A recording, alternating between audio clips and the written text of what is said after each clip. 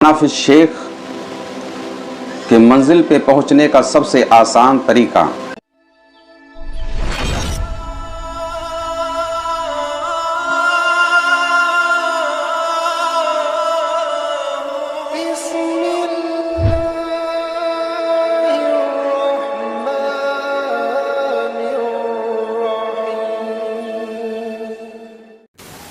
बिस्मिल्लाहिर्रहमानिर्रहीम। अल्लाहुम्मा सल्लि व सल्लिम अला सय्यिदिना मुहम्मद व अला आलि सय्यिदिना मुहम्मद कमा तुहिब्बु व तर्दा बि अन तुसल्ली अलैहि सल्लल्लाहु तआला अलैहि वसल्लम। राह सुलूक व तरीक़त में एक अहम मौजू पर आज हम गुफ्तगू करेंगे। हाफिज शेख के मंजिल पे पहुंचने का सबसे आसान तरीका, यानी आपके अंदर हाफिज शेख, आप हाफिज शेख की मंजिल तक कैसे पहुंचेंगे। लोग बताते हैं कि हाफिज शेख, ये शख्स हाफिज शेख है, यानी अपने शेख पर फना है। हाफिज शेख के बाद नंबर आता है फनाफिर रसूल का, फनाफिर रसूल के बाद फनाफिल्लाह का। यानी जो बहुत सारे लोग तरीक़त के अंदर एतराज़ करते हैं कि ये लोग अपना तसव्वुर कराते हैं, अल्लाह का तसव्वुर क्यों नहीं कराते, तो उन लोगों को जान लेना चाहिए, समझ लेना चाहिए कि ये शक्ल देखी भाली है। इस शक्ल का आसानी से तसव्वुर किया जा सकता है।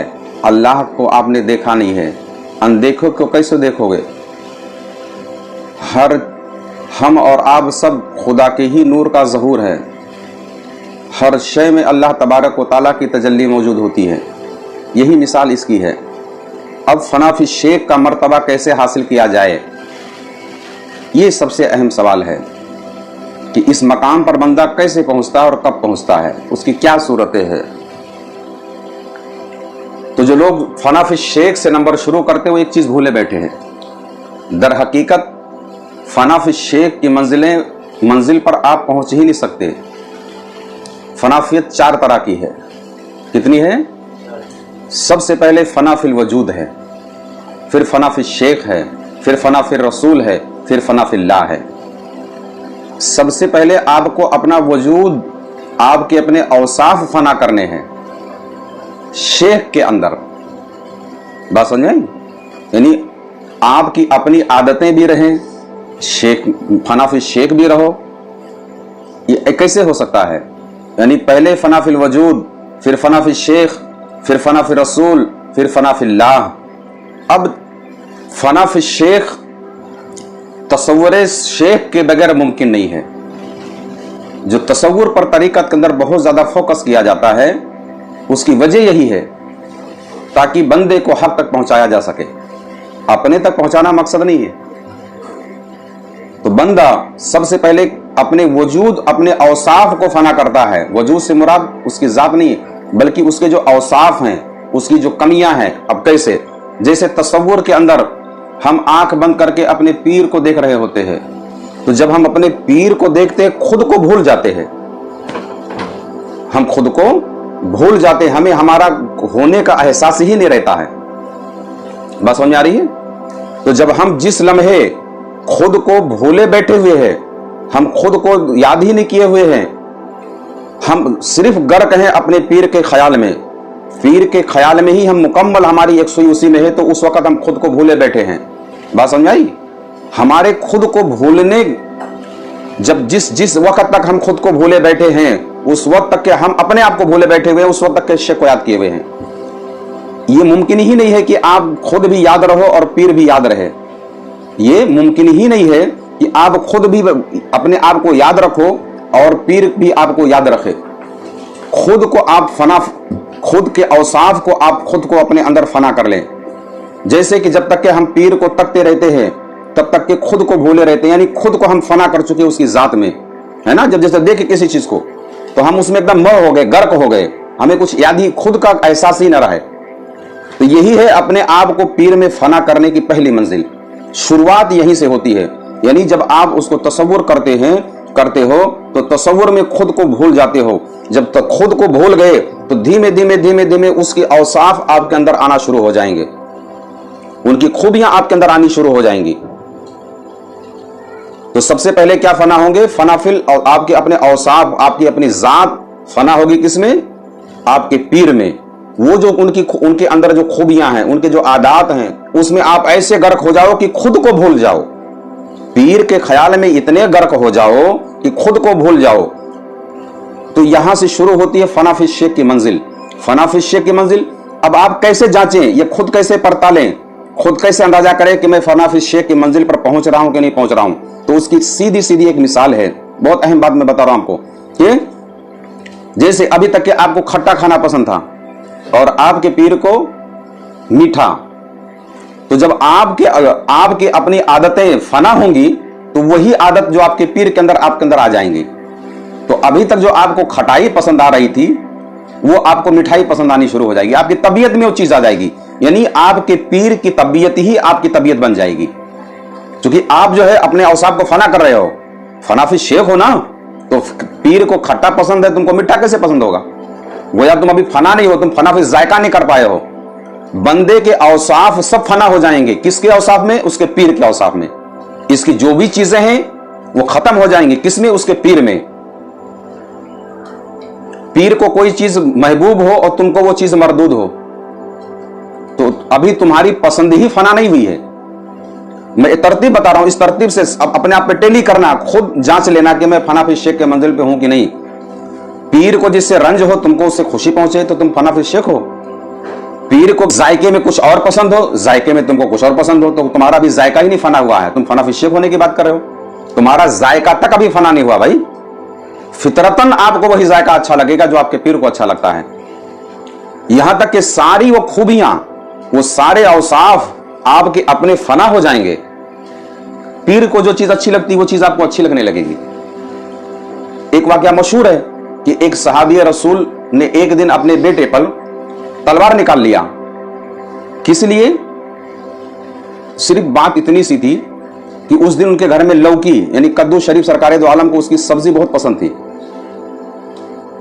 तो उनके घर में बना।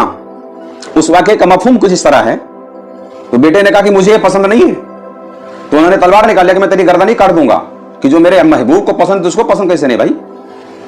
तो ये फना फिश शेख की मंजिल पर थे, यानी जो पीर को पसंद आएगी वही आपको पसंद आएगी। तो चूंकि उनकी सारी तबीयत आपकी, उनकी आदतें सब आपके अंदर कन्वर्ट हो जाएंगी।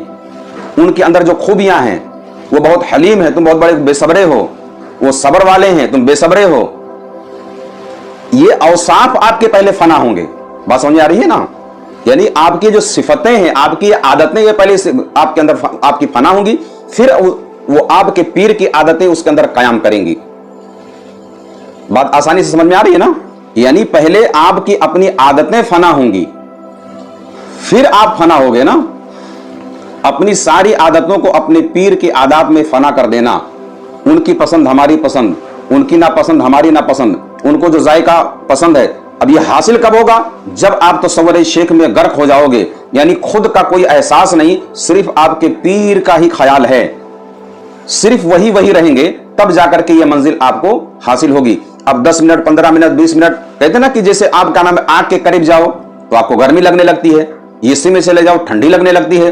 तो वैसे ही जब आपके अपने वजूद को नफी करके अपने पीर के अंदर फना कर दोगे, तो जाहिर सी बात है कि उसके अंदर जो खूबियां वो आपके अंदर आएंगी कि नहीं आएंगी? अगर ये नहीं आती हैं तो आप बिल्कुल गलत बोल रहे हो कि आप फना फिश शेख हो। शेख की सारी खूबियां आपके अंदर आ जाएंगी। शेख किसी मसले पर कहता है कि ये है और मुरीद कहता है ये है और कहता फना फिश शेख भी हूं मैं, बिल्कुल मुमकिन ही नहीं, ऐसा हो ही नहीं सकता। पीर की पसंद तुम्हारी पसंद बन जाएगी, उसकी आदत तुम्हारी अपनी आदत बन जाएंगी। ये है फना फिश शेख की पहचान और फना फिश शेख की मंजिल। ये हासिल किससे होगी? इसकी शुरुआत आपको तसव्वुर शेख से करनी है और वो चीजें अपने अंदर उतारनी आपको शुरू करनी है, और खुद जांचते भी रहे वक्तन फौक्तन कि क्या ये आदतें मेरे अंदर आ रही हैं कि नहीं आ रही हैं। जब आपने अपने वजूद को, अपने औसाफ को फना अपने पीर के अंदर कर दिया, तो अब सारी सिफतें आपके अंदर आपके पीर की आना शुरू हो जाएंगी। ये तो बहुत आसान रास्ता है। जो लोग सालों साल रियाजत करते हैं, आप चंद दिनों में, चंद महीनों में हासिल कर सकते हैं। भाई एक पीर कहते हैं ना कि वो देख ले शक्ल मेरी किसका आईना हूं मैं, यार की शक्ल हूं और यार में ही फना हूं मैं। क्या मतलब? इस शेर का मतलब नहीं समझ पा रहे हैं। यार की शक्ल कैसे बनोगे भाई आप? जब अपनी शक्ल की नफी करोगे, है ना? जब अपनी शक्ल की नफी करोगे तभी उनकी आप शक्ल बन पाओगे।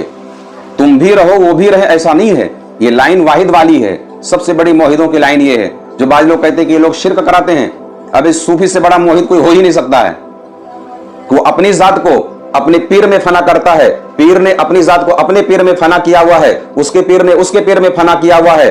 अब एक ही एक होता जा रहा है, ये दो कहीं नहीं है। जब तक तुम भी हो पीर भी हो तो दो हो, तुम हो फिर बने रहो दो।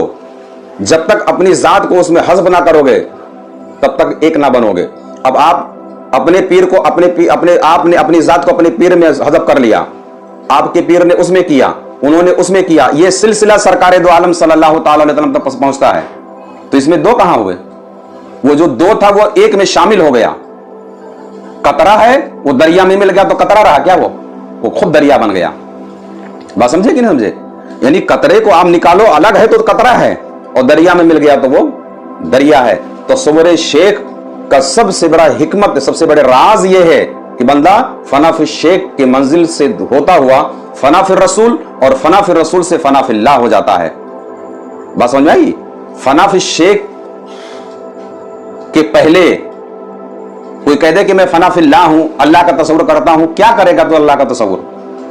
जब अल्लाह के मज़ाहिर तो नहीं जान पा रहा है, अल्लाह की मुसव्वरी को नहीं समझ पा रहा है, अल्लाह के बनाए हुए डिजाइन को तो नहीं समझ पा रहा है, तो अल्लाह की जात को क्या समझोगे तुम? हमारी आपकी शक्ल किसकी बनाई हुई है? अल्लाह की बनाई हुई है। हर तस्वीर मुसव्विर का पता देती है, हर तस्वीर मुसव्विर का पता देती है।